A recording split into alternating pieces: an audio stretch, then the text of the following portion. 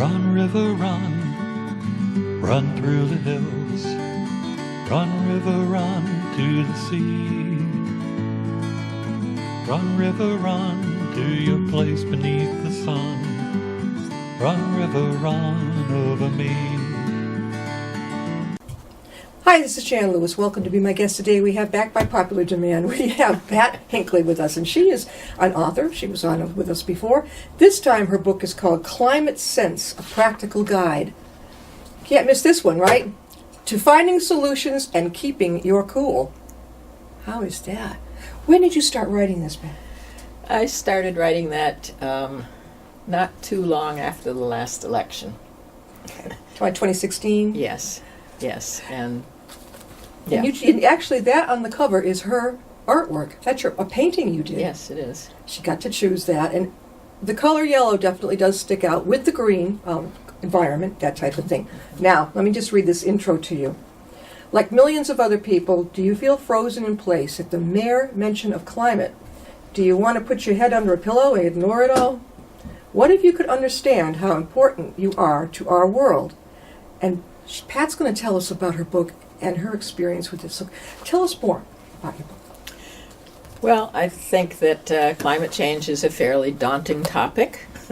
Yes. And I believe that many people think it's too much, it's too big, so put your head under the sand, under the pillow, go back to sleep, and not pay attention. And we just had a recent report from the UN about pretty devastating news that we have 12 years to get our act together. 12 years? I mean, what were you doing 12 years ago? That goes by in a flash.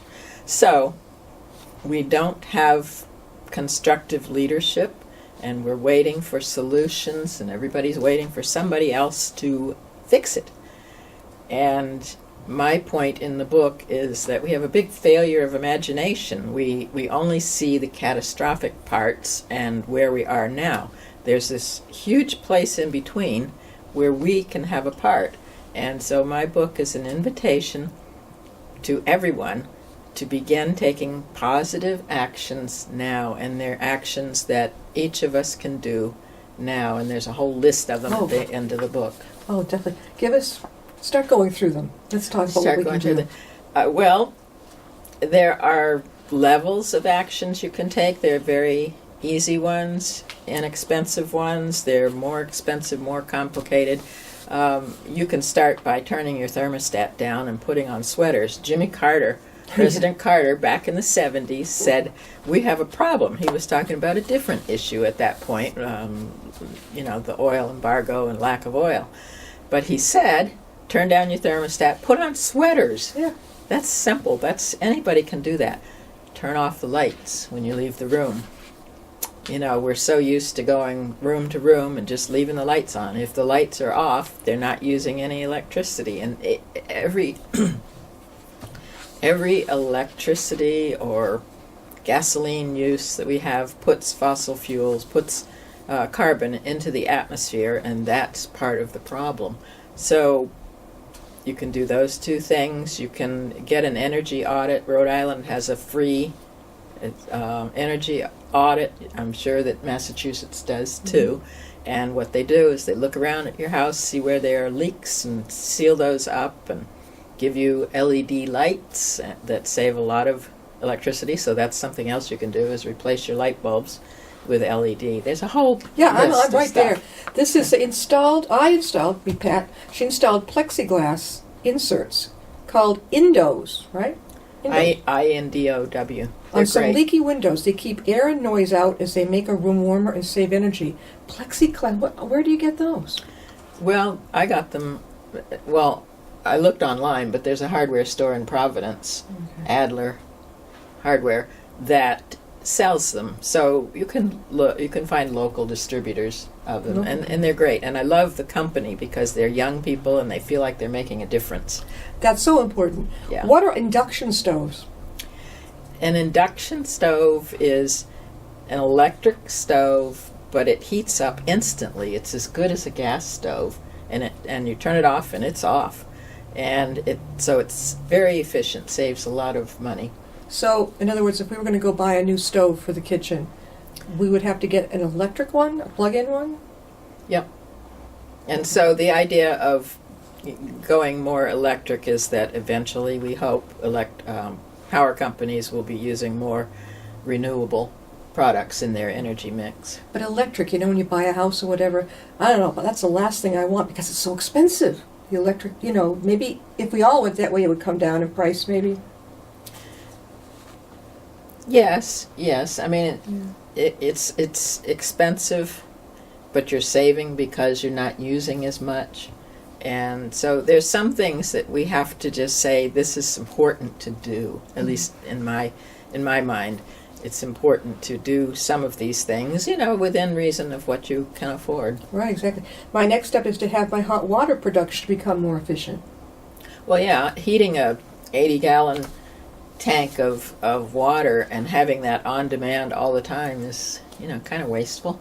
Yeah. And there are other ways to get around that. How can you get around it?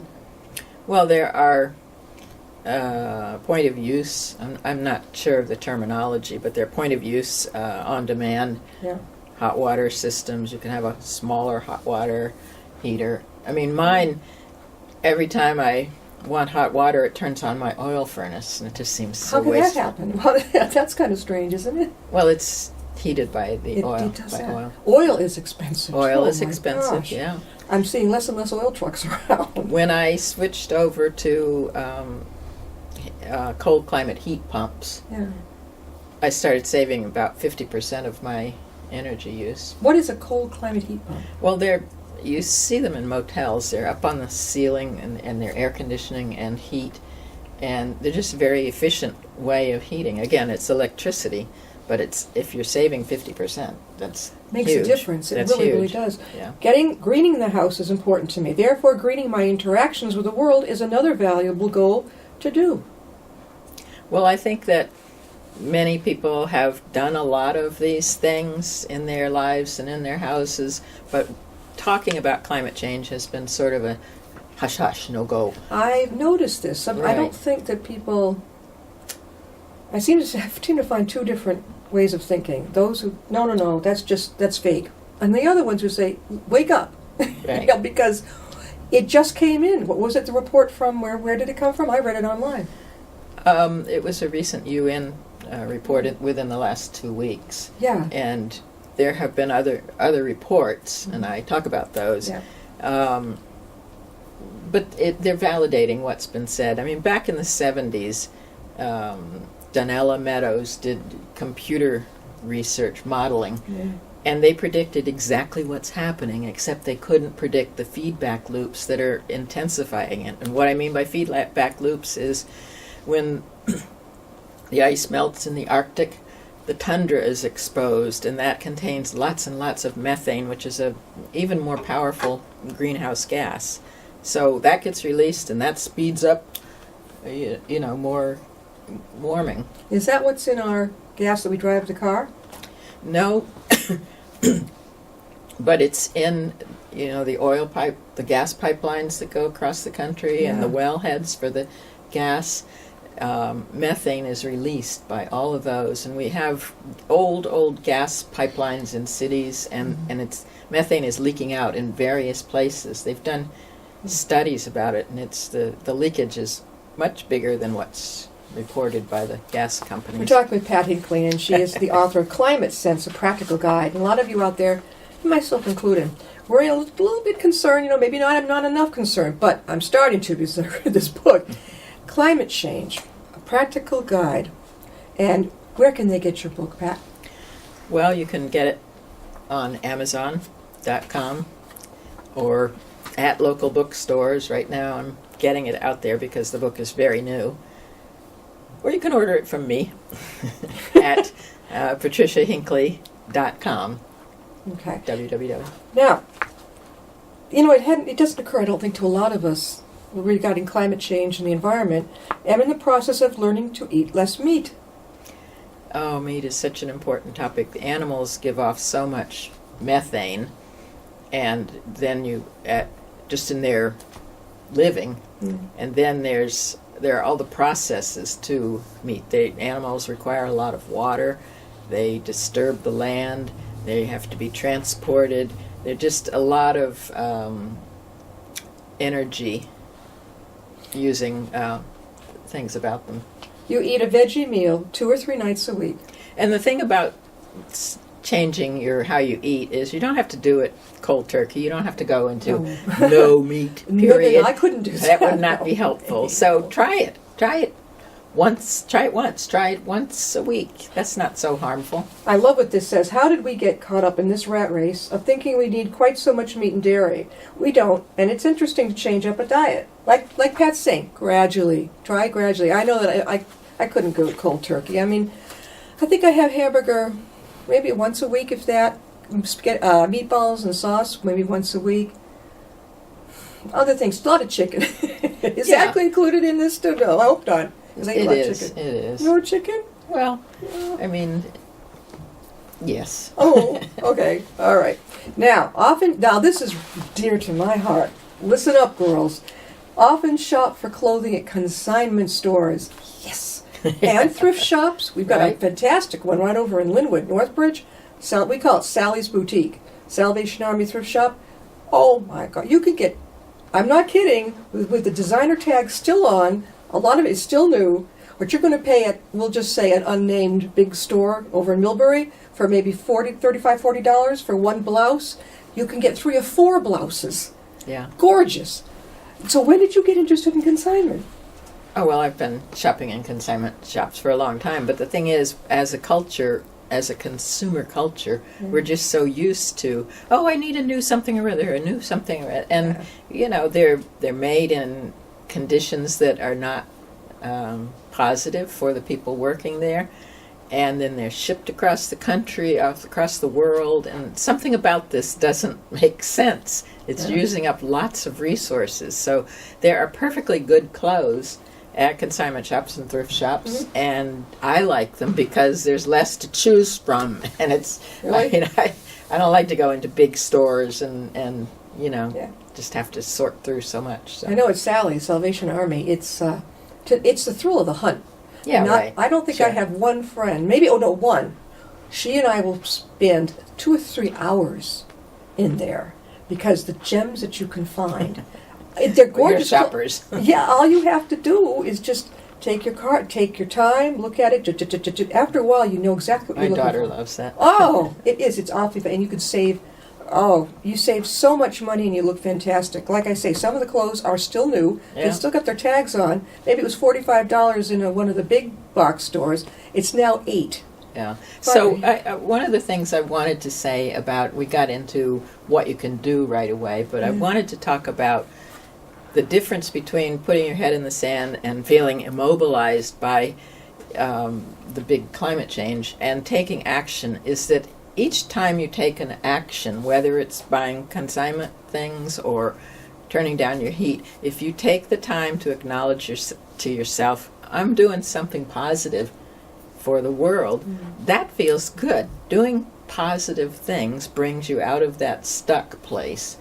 And you can then go, what else can I do? You can be curious. Get your kids to be curious about it. Play a game. What else can we do?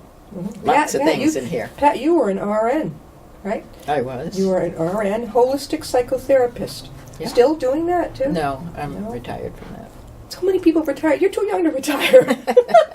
I'm writing books. She lives near the beach in southern Rhode Island with her, what's a doodle dog? He's in the car. He's a golden doodle. He's with you now today? Yeah. I know I babysat a, Paul, do you remember what that dog was? Something doodle. Yorkie doodle? Yorkie doodle. Yeah. No, it was a poodle. Well, your doodle, yeah. Combinations of poodles. And, oh my God, the hyper. Oh, really? Oh, I was glad to bring it back home. Cute though. Yeah. You have a cat. and a cat. You have a great cat. Now, how long have you been interested in this, by the way? Well, I've been paying attention to environmental things forever. As I said, I knew about the stuff in the 70s, and we built a passive solar house. We built a passive solar addition. We've done lots of things, and I lived in a passive solar house in Asheville, North Carolina, and I've done things to my current house, which is not particularly efficient, but I've been, doing more and more. You have the solar heating at your house? I have solar panels. On yeah. this. Yeah. I see. Do some houses overdo it though? There's a house locally I saw. It looks like they were almost too many lined up on top of there. Is that okay? Yeah, I mean, some people do just a little bit, but if Yeah. you do the whole thing, your energy is coming just from that. So who bills you? I mean, I'm just so new to this. Where do you get the bill every month?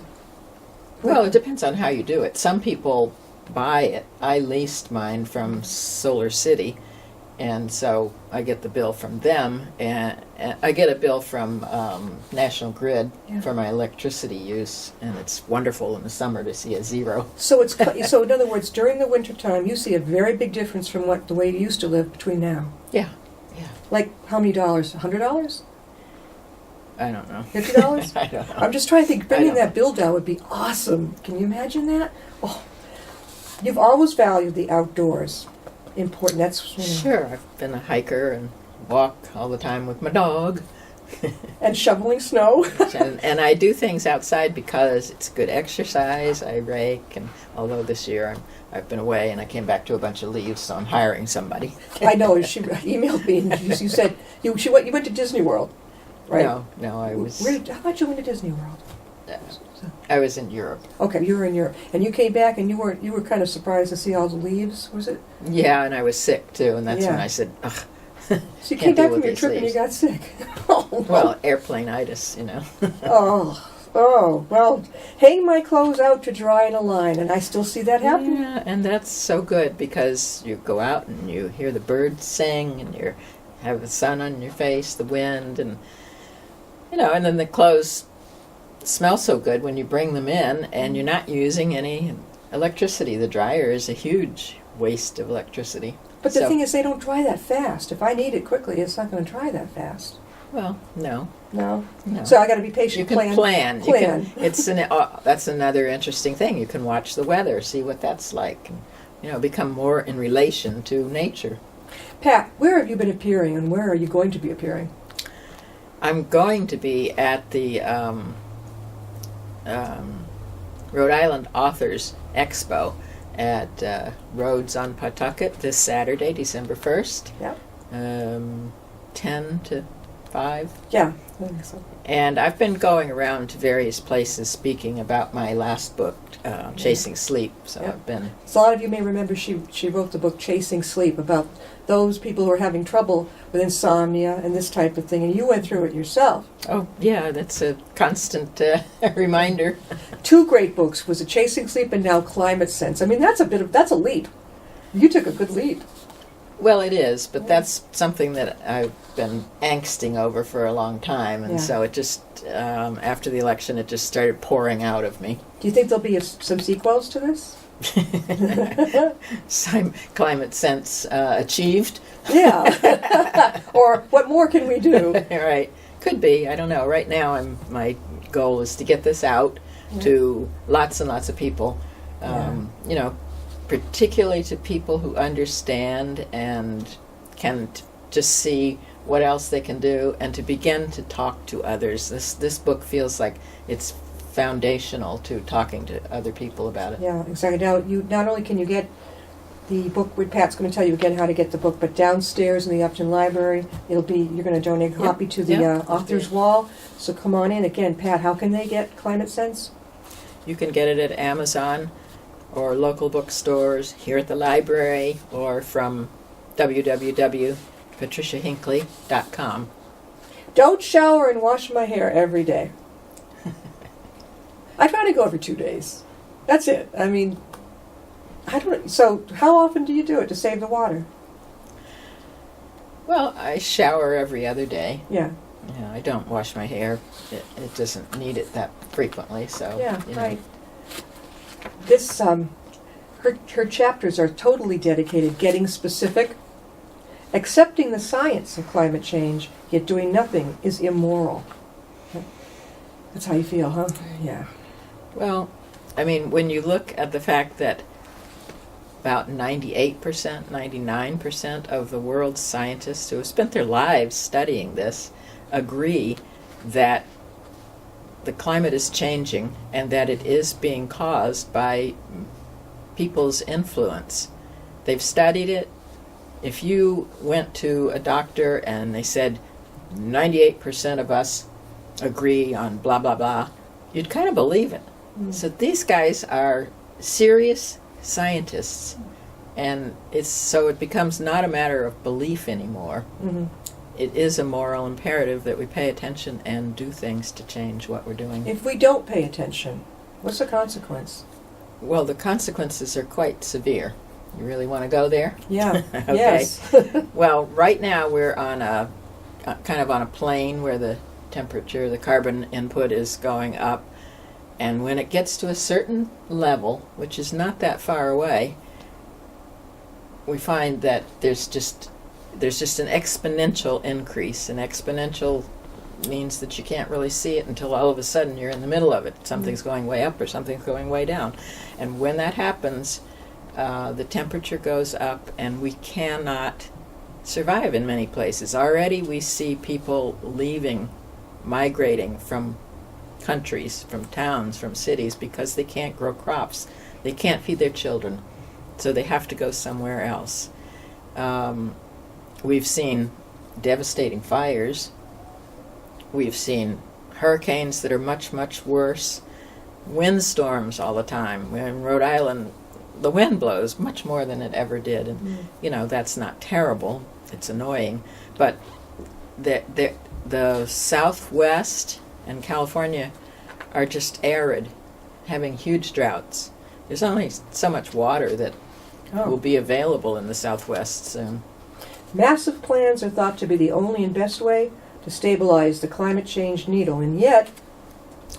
Well, those who know the seriousness of what we're talking about, and it does take massive plans. But my point in this book is that until we have leadership that's going to, get that going, there are things that we can do in the meantime. We can't just sit and wait. We are all able to do our part, and it is a moral imperative. It is something that if you acknowledge that, yes, this is happening, stop. Make some changes. The changes aren't huge, and one thing can lead to another.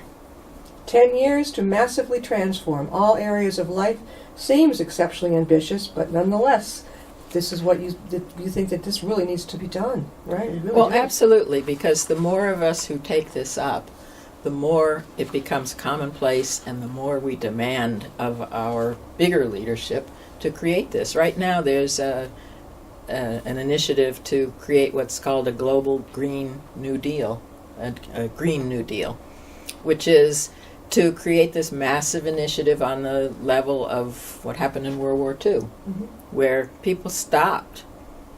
The men went over, many women too, to fight, and other women went into factories. They transformed factories from automobile to, war things. So we don't have to do that, but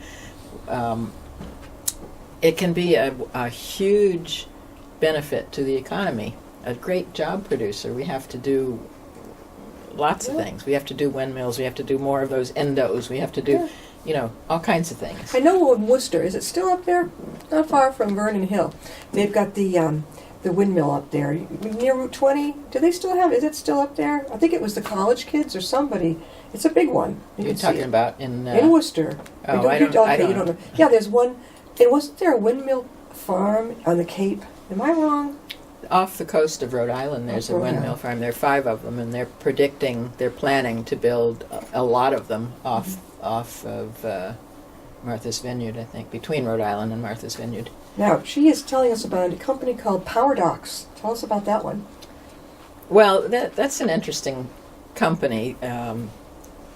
They have generators to recharge boats or whatever is out there on the water, and so they're sort of bringing it to the place instead of having someone have to go to them.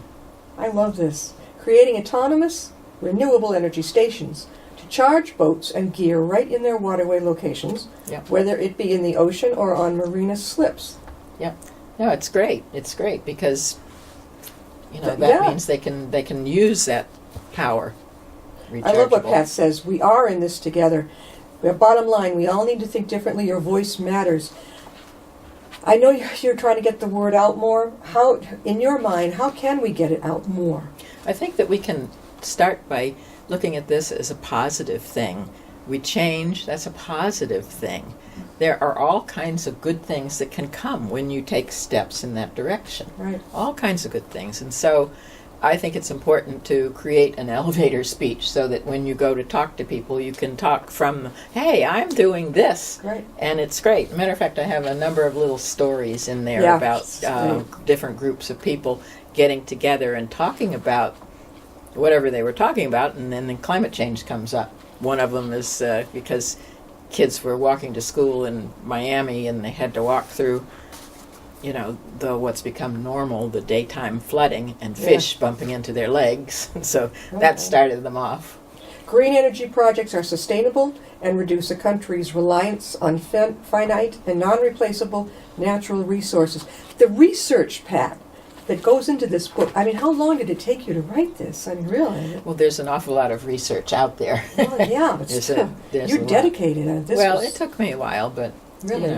Okay, Pat, this is Climate Sense, Practical Guide by Pat Hinkley. Come on down to the Upton Library. It should be downstairs. Also, one more time, Pat, how can they get your book? You can get my book on Amazon or at your library and local bookstores, or at www.patriciahinkley.com. And people who might want you to come and speak, is there a really good way to reach you, or is that an okay way? That's a good way. That's a good way. Mm-hmm. How far would you travel, Pat? I'm going to travel everywhere. She's going everywhere. I've been sending this you. word needs to go out. I want to go to all kinds of, Oh gosh, yeah, I've researched for it. I've been groups. sending you things from Massachusetts, Rhode Island. Yeah. I think I'll have to. It's great. It's great. But I took you at your word. So I'll go anywhere. I want to go where the so-called choir is, who already understand this, so that they can take it out further. Yeah. I want to go to people who don't understand it. Yeah. So wherever. What a good way to go. Thank you, Pat. I'm going to see Pat at the, if you have anything else to do this weekend, nothing, December 1st down in Rhode Island, the Rhode Island Authors Expo, right? Should And be a it's in- fun day. It's Cranston, and Yeah. I've seen a picture online, and that thing looks huge. I mean, it's a big room, right? It's a big room, lots of authors, lots of good stuff going on. This will be my first shot at that. The one in Danversport we've gone to, that's a huge ballroom, but I've got to see this because I'm going to know quite a few authors over there. I'm sure you will. We've had them right here. All right, well, thanks. We'll have her back. Thank you. See you next time. Thank with you very Minutes. much.